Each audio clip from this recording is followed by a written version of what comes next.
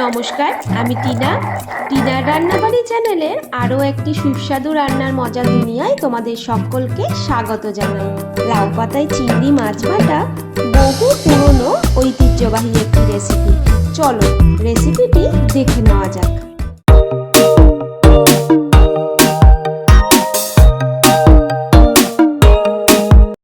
আমাদের বাড়ির পিছনে ছোট্ট একটা সবুজে ঘেরা বাগান আছে। সেই বাগান থেকেই কয়েকটা কচি কচি লাউ পাতা তুলে এনেছি। তো লাউ পাতা যখন এনেছি ভাবলাম চিংড়ি মাছটাও নিয়ে আসি। এখানে 6-7টা মতো কচি কচি লাউ পাতা নিয়েছি। লাউ পাতাগুলোকে আগেই ধুয়ে ভালোভাবে জল ঝরিয়ে রেখেছি। আর 100 গ্রাম চিংড়ি মাছ নিয়েছি। এবার চিংড়ি মাছগুলোকে নুন আর হলুদ দিয়ে ম্যারিনেট করে রেখে দেব। দিয়ে দিচ্ছি 1/2 চা চামচ লবণ আর 1/2 চা চামচ হলুদ গুঁড়ো। এবার এগুলো চিংড়ি মাছের সাথে ভালোভাবে মাখিয়ে এই ধরো 10 থেকে 15 মিনিট মতো রেখে দেব, যাতে চিংড়ি মাছের ভেতরে নুনটা ভালোভাবে ঢুকে যায়। এখানে লাউ পাতার যে ডাঁটটা রয়েছে সেটাকে ছুরি দিয়ে হালকা করে কাটলেই দেখবে শীষটা এইভাবে বেরিয়ে আসছে। আর শীষটা কিন্তু অবশ্যই ছাড়াতে হবে, না হলে খাওয়ার সময় মুখে ছিবড়ে হয়ে লাগবে। আর এই শীষগুলোকে ছাড়ানোর জন্যই প্রত্যেকটা লাউ পাতারই এই ডাঁট সহই আমি কেটেছি। দেখো কি সুন্দরভাবে ডাঁটটাকে টানলে শীষটা বেরিয়ে চলে আসছে। চলো তাহলে একইভাবে এই শীষগুলোকে আমি ছাড়িয়ে নিই। ততক্ষণে তোমরা আমার ভিডিওতে একটা লাইক করে দাও। প্রত্যেকটা পাতারই শীষ ছাড়ানো হয়ে গেছে। এবার পাতাগুলোকে একসাথে সমানভাবে রেখে দেব, যাতে কাটতে সুবিধা হয়। এখানে আমি প্রায় 6-7টা মতো পাতা নিয়েছি। পাতাটার মাঝ বরাবর এইভাবে প্রথমে কেটে নিলাম। এবার পাতাটাকে এইভাবে গোলভাবে ঘুরিয়ে প্রত্যেকটাই ছুরি দিয়ে এভাবে কেটে দেব। তোমাদের বটিতে করে ছুরিতে করে যাতে সুবিধা তাতেই কেটে নেবে। এগুলো এভাবে কুচি করে কাটছি যাতে সেদ্ধ করতে বা ভাজতে সময় না লাগে। বাকি পাতাগুলোকেও এই একইভাবেই আমি কেটে নিচ্ছি। দেখো আমার রান্নার ভিডিওগুলো তোমাদের কেমন লাগছে অবশ্যই আমায় কমেন্ট করে জানিও। কিন্তু যদি ভালো লেগে থাকে একটা লাইক করে দিও আর আমার চ্যানেলটাকে সাবস্ক্রাইব করে আমার পাশে থেকো। প্রত্যেকটা পাতাগুলোই কুচি করে কাটা হয়ে গেছে। এবার আমি গ্যাস জ্বালিয়ে নেব। গ্যাসটা জ্বালিয়ে কড়াই বসিয়ে নিলাম।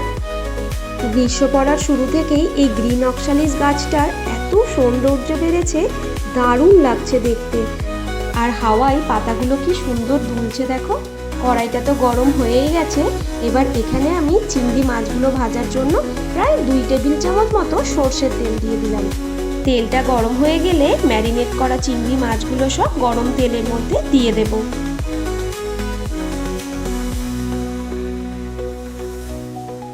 চিংড়ি মাছগুলো দেওয়ার পর গ্যাসের ফ্লেমটাকে আমি মিডিয়াম করে নিলাম। এখন আমি মাছ হাতটা ধুয়ে আসি, দাঁড়াও। এদিকে চিংড়ি মাছের এক পিঠটা ভাজা হয়ে গেছে। প্রত্যেকটা চিংড়ি মাছই এবার উল্টে দেব। প্রায় 1 মিনিট মতো এক পিঠটা ভাজার পরে চিংড়ি মাছগুলো উল্টে নিচ্ছি। খুব বেশি ভাজার দরকার নেই, তাহলে চিংড়ি মাছগুলো খুব টান হয়ে যাবে। অপর পিঠটাও 1 মিনিট মতো ভাজার পর চিংড়ি মাছগুলোকে একটু নাড়াচাড়া করে নিচ্ছি। এবার চিংড়ি মাছগুলোকে হালকা একটু তেল ঝরিয়ে প্রত্যেকটা চিংড়ি মাছই তুলে নিচ্ছি। চিংড়ি মাছ খেতে যারা ভালোবাসো তাদের কিন্তু এই পদটা দারুণ লাগবে। আর এই মাছটা ভাজতে ভাজতেই চিংড়ি মাছের এত সুন্দর একটা গন্ধ বেরিয়েছে। এখন ওই তেলের মধ্যেই আমি 1/2 চা চামচ কালো জিরে ফোড়ন দিয়ে দিলাম। আর এটা হচ্ছে আমাদের বাগানের লঙ্কা, ভীষণ ঝাল কিন্তু। এটাকেও ফাটিয়ে ফোড়নে দিয়ে দিলাম। এখানে আমি 3 কোয়া বড় সাইজের রসুন নিয়েছি। একটু কুচি করে কেটে নিচ্ছি যাতে তেলের মধ্যে রসুনের ফ্লেভারটা বেরিয়ে যায়। তোমরা রসুনগুলোকে থেঁতো করেও তেলের মধ্যে দিতে পারো। রসুনগুলো কুচি করে দিয়ে দিয়েছি। এবার গরম তেলের মধ্যে হালকা একটু নাড়াচাড়া করে নিলাম। গ্যাসের ফ্লেমটা এখন মিডিয়ামেই আছে। কাঁচা লঙ্কা আর রসুনের ফ্লেভারটা খুব সুন্দরভাবে চলে এসছে তেলের মধ্যে। এবার কেটে রাখা লাউ শাকগুলোকে দিয়ে দিলাম। 1 চামচ লবণ দিয়ে দিলাম, যাতে লাউ শাক থেকে জল বেরিয়ে লাউ শাকটা খুব তাড়াতাড়ি সেদ্ধ হয়ে যায়। এবার তেলের মধ্যে লাউ শাকটাকে খুব ভালোভাবে ভেজে নিতে হবে।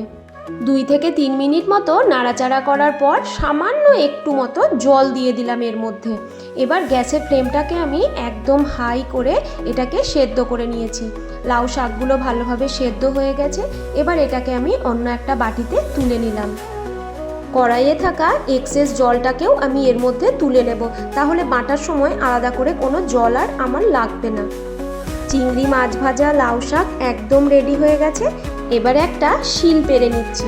এই শিলনোড়াটা আমার ঠাকুমা এই কয়েকদিন আগেই আমায় দিয়ে গেছে। আজই এই লাউ পাতায় চিংড়ি বাটা করে এর উদ্বোধন করলাম। এই নতুন শিলটা থেকে যাতে কোনো গন্ধ না ওঠে সেজন্য আগেই আমি দুবার কাঁচা আলু বেটে শিলটাকে ভালোভাবে পরিষ্কার করে নিয়েছি। আবারও একবার জল দিয়ে ধুয়ে নিলাম। এবার এই লাউ শাকটাকে এর মধ্যে প্রথমে দিয়ে নিলাম। এবার বাটার কাজ। কি আমি শিলনোড়ায় বাটতে পারি তো? তোমরা ভেবো না আমি বাটতে পারি না, আমি আগে শিলনোড়াই ব্যবহার করতাম। তবে বর্তমানে ব্যস্ততার যুগে শিলনোড়ার আর ব্যবহার দেখাই যায় না। তবে শিলনোড়ায় বাটা খাবারের স্বাদ কিন্তু বহু গুণ বেশি। এখানে আমি সামান্য কয়েকটা চিংড়ি মাছ দিয়ে দিলাম। এখানে চিংড়ি মাছ আর শাকটাকে এখন একসাথে বেটে নিচ্ছি। এবার সব চিংড়ি মাছগুলোই এর মধ্যে দিয়ে একসাথে বেটে নেব। একটা একটা করে চিংড়ি মাছ দিয়ে অনেক বেশি সময় লাগছিল, সেজন্য সবগুলো একসাথেই দিয়ে দিলাম। এবার বাটতে বাটতে সামান্য একটু চিনিও দিয়ে নিলাম। যারা চিনি পছন্দ করো না তারা এটাকে স্কিপ করতে পারো, তবে আমার এর মধ্যে একটু চিনি দিলে ভালোই লাগে। দেখো পুরোটা বাটা হয়ে গেছে। এবার শিল আর নোড়া থেকে পাতাগুলোকে ভালোভাবে পরিষ্কার করে নেব। তোমাদের কাছে যদি শিলনোড়া না থাকে তোমরা এই লাউ পাতায় চিংড়ি বাটা মিক্সিতেও করতে পারো। আমি এর আগেও এই পদটা মিক্সিতে করে দেখেছি, তবে আমার মনে হয় এর সব থেকে ভালো স্বাদ আসে শিলনোড়াতেই বাটার জন্য। এবার এর মধ্যে সামান্য একটু সর্ষের তেল দিয়ে নিলাম। এটা কাঁচা সর্ষের তেল। এবার সর্ষের তেলটাকে খুব ভালোভাবে এর সাথে মিশিয়ে নিচ্ছি। এই বাটিটাতে একটু চিংড়ি মাছ ভাজার তেল লেগেছিল, সেজন্য এই বাটিটাতেই আমি এই বাটাটা তুলে নিচ্ছি। ব্যাস তৈরি হয়ে গেল লাউ পাতায় চিংড়ি মাছ বাটা। এই পদটা গরম ভাতের সাথে এত দুর্দান্ত লাগে, না খেলে বুঝতে পারবে না। এখানে আমি গরম ভাতও রেডি করে ফেলেছি। সুন্দরভাবে রান্না করার পর সুন্দরভাবে পরিবেশন করাটাও কিন্তু একটা শিল্প। এখানে সেজন্যই ভাতটা আমি সবসময় এই বাটি দিয়েই সাজাই। এই পদটি স্বাদে যেমন অনন্য, পুষ্টিগুণেও ভরপুর, আর খুব কম সময়ে হয়েও যায়।